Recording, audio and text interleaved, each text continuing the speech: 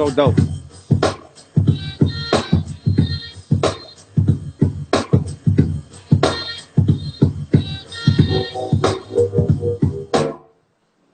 That's so Dilla-esque to me. Just feels like Dilla. Absolutely. I love that version. That was always my version. Even even though the label made me do the remix, but somebody just said I love that remix. Like people don't even know that was the original version. That wasn't a remix. It turned into the remix once the other version started, blowing.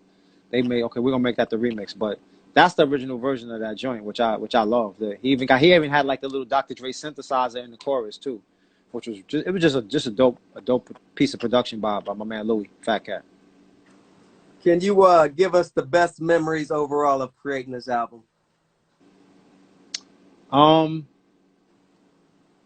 Probably, because some of the songs were done in LA, and there was a hotel called the Orchid Suites, which was in Hollywood, and it was like pretty much maybe 8-10 blocks from Delicious Vinyl, and so I just remember we would stay at the Orchid Suites for, up to probably 2 weeks at a time, and while we were working on music, and I remember the routine was, we always got up late because we was out late, so get up 12:01.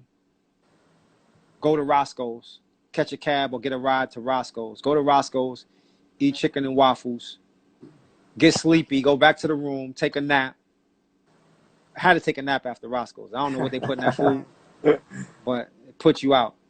And then maybe get up with the Alcoholics, or get up with Exhibit, or get up with King T, whoever was around, Farside, whoever was hanging out or whatever. And then if there was a party, I'd meet y'all up there.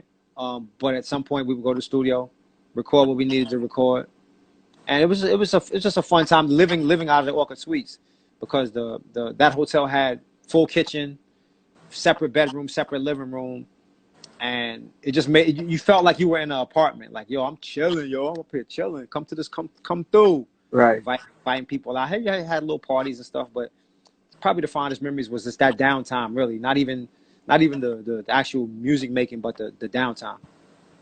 When you finally completed the album and it ran its course, were you pleased with this project as a whole? I was pleased with the way it came out and the way it sounded. I still wasn't able to achieve Dr. Dre sounding music. I did my best. To this day, I don't know what he does, what his tricks are. I would love to be in a session to learn these tricks, but it was my best version of a crystal clear sounding piece of hip hop production. I just wish the things that I wish was that I mentioned how the ball got kind of dropped on Born to Roll, going into Sittin on Chrome, and something similar happened when INC Ride dropped, with the distribution. They changed distributors right after INC Ride was getting all this heavy rotation. And when the distribution changed midstream, the records had to get pulled and then reissued. And so people were going in to buy this record, and it wasn't on the shelves because they were trying to play catch up. And so there was a lot of mistakes that were kind of made, but overall I was happy with the way it came out. And I'm happy that there are people out there that still consider it a great record and that they love it. For a lot of people in the West and Midwest and the South, it was their introduction to me. They didn't know about me before this record, so I'm grateful for that. Do you remember the reaction, East and West Coast? What was the East Coast thinking of this about this album? East Coast, New York was not feeling me when this record came out at all. Like they were like, nah, what? Because you got to remember, this is really the time period where there was already kind of tension between the East and the West. And here I am, a Brooklyn rapper, making records that are getting crazy airplay on the West.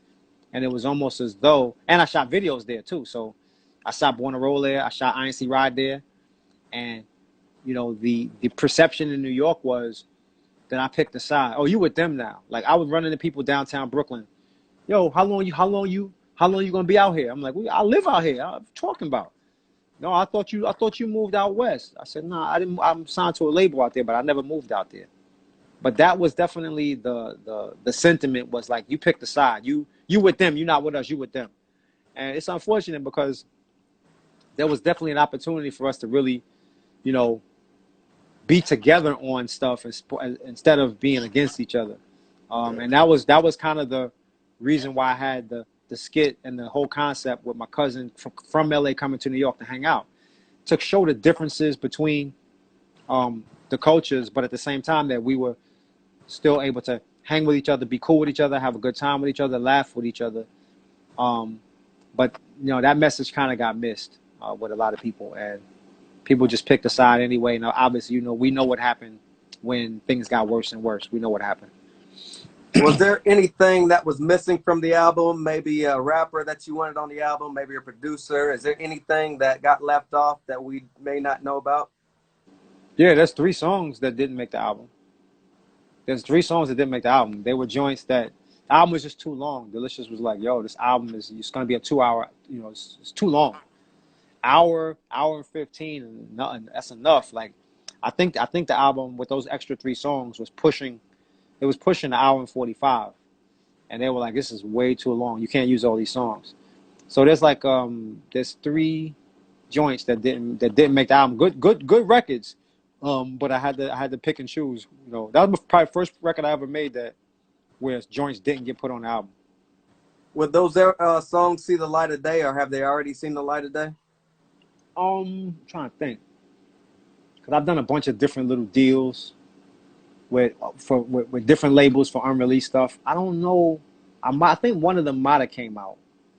I'm not sure, but if they haven't seen a light of day, they definitely probably will not. Can you take me back to a favorite tour lineup and the tour memory during this time?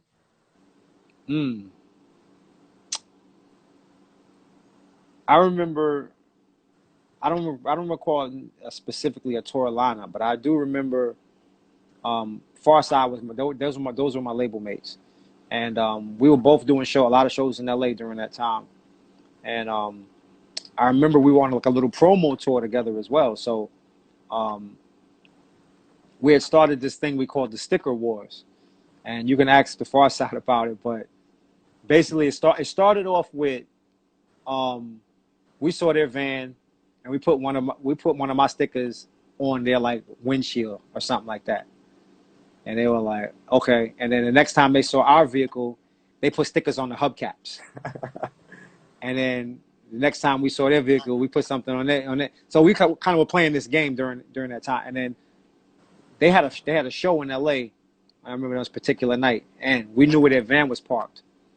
And I said, well, when I was in college, I used to see these white kids do all this crazy stuff. So I said, yo, we're gonna toilet paper their van. And we went out and got mad rolls of toilet paper from the hotel. We found their van and we wrapped it entirely in toilet paper, like the whole van. Like you couldn't even see van. And then we took stickers and put stickers on top of the toilet paper. And then we went into their show because they had a show in LA. So they were in the show, inside the show, about to perform, not knowing what was happening outside. So once we came inside the show and they were performing, they did their set. And at the very end, they called out like all the label mates out on stage. They called me out on stage. So there's a video of me on stage with them, like partying with them. And I got 2 rolls of toilet paper in my hand going like this. And they have no idea. At the time, they didn't know why I was dancing with toilet paper. And then they came out in sort of craziness. It's like, oh! That was a fun time, man. So is there a current status of the INC, or is that done and over with? It's been done and over with, man, long time. 90 probably. I cut ties with the final cut tie was probably with Paul Perry in 96. Long time. Did you think when creating this album that people would still be talking about it 25 years later? Nah, I definitely didn't think. I don't think that about any of my music. I don't go into it. I don't have that type of ego or narcissist. I don't have that narcissist mindset where, oh, they're gonna love this. Like people are they're gonna talk about this for ages. Like anybody who says that, something wrong with them to me. But No, I didn't. I kind of thought it was actually going to be a stain on my career, if anything, because the backlash that I got from New York kind of made me feel like I had made a mistake, and trying to trying to do this sort of fusion of sounds, East and West sounds, was going to be um, a bad stain on my career, and it felt like that's what it was going to be for a while. You know, until '01 when I dropped the Sportsball Arts and kind of like tried to redeem myself. Well, I'd like to take this time to thank you for everything you've done for the culture. Thank you so much for going through this classic album. It's one of my favorites. Appreciate it. Also, salute to you on the 30th anniversary of your debut album. I mean, you've been in the game, what, 3+ decades? Yeah, So it's that's crazy. a heck of an achievement. Can you tell the viewers what we can expect from Master Ace in the future? Yeah, well, the musical, I'm working on that very diligently, trying to get that written and completed, and the songs. So that's coming. It won't be this year. I doubt it'll be this year. It's too much to do, and we got, you know, the pandemic set a lot of things back. So probably next year if we're lucky, if everything goes well. But the musical, and then the album with Marco Polo. Marco has given me a new folder of beats that I love, and I'm gonna start writing to those real soon. As a couple bonus questions, we got 2 minutes, or I'm Okay. sorry, 9 minutes before we get out of here. A couple of your supporters had sent me some questions.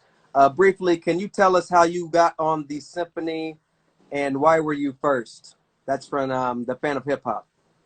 I I got on Symphony by the stroke of luck. I just happened to be at the right place at the right time. Craig G needed a ride to over to Marley's house. They were going to record this last final song for his album. I was driving. That day was my first time meeting Big Daddy Kane, so I kind of wanted to. I heard they were going to record a new joint. And I really just wanted to hear his rhymes. I was like, man, I really want to be nosy and just kind of see what he spit. So I was happy to drive Craig over there and just kind of tag along. Came up inside the crib and watched those guys write, you know, write to the beat or whatever. And the only reason I'm on the song is because when Marley said, "Okay, who's gonna rhyme first?" They were all passing the buck. You know, yo, Craig was like, "Yo, let Kane go first." Kane was like, "Yo, let G go first." They're passing the buck. So Marley looked over at me and like, "Yo, you got a verse for this?" I was like, "Yeah, I got a verse." He's like, "You're just going in and, you know, warm the mic up since these dudes acting like they scared." And I was like, "All right." And I went in and spit what I spit. And I don't think the plan was to keep my verse. I think it was just a matter of warming up the room and getting everybody loosened up. But after I spit my verse, and I didn't know this at the time. I don't find this out till years later. I found out that Kane and G Rap went and had a conversation about me ahead of time when Marley sort of told me to go in the booth. They weren't feeling that idea. They didn't know who I was. They were like, "Why is he throwing?" It was supposed to be a G Rap and Kane song, and they were like, "Okay, we'll let Craig get on it," but it's supposed to just be the two of them. And now here Marley is throwing this new guy in the booth. Like, who is this dude? Who is this guy? Nah, we out. Kane told me straight up. He's like, me and G Rap said we're gonna act like we're going to get pizza, and we ain't never coming back. We just gonna bounce. That was the plan. And what happened was they heard my first take of the verse before they left, and then they left. And when they left, they went and said, "Yo," they went out. They was talking like, "Yo, dude with the glasses is kind of nice, yo. I'm not that verse was all right." And obviously history is they came back and I wound up on this record. Listen closely. Your attention's undivided. Yeah, crazy. One more question. Schlefender Panda wants to know, what was it like to perform with the classical orchestra in Germany? And in his opinion, it was the most fantastic experience, and all the songs were somehow different. It was amazing, man. To be at the town hall in Dusseldorf, Germany, in front of a sold out room. I think they had about 800 people in that room. Me and Pearl Gates and then Strickland as well. That was at the very beginning of a tour that we had, the most recent tour that we just did, but that was the first show of that tour. So Pearl Gates, whose birthday it was yesterday, flew out there to help me out on some of the songs, do some hooks and some ad libs and stuff, and just an amazing experience to work with an orchestra. You know, different instruments. We had the cellos and the violins, and there was a little bit of drums, but not like heavy drums. But just an amazing experience and beautiful sounding music. There was a few moments there because something about cellos and violins just made me get emotional, just the way it sounds or whatever. So there was a few moments during the show where I had to really like dig deep and go like, all right, hold it together. Don't start crying on stage in the middle of your song. But I got through it, and yeah, we definitely had discussed with the orchestra about doing more of those types of shows. That was definitely something we were going to try to do this fall, but obviously with everything happening, those ideas are going to have to get pushed back a little bit. Like I said, thank you so much for everything you've done. Thank you for this great interview. Thank you for joining us all. Can you tell everybody where to find you and keep up with you on social media? Absolutely.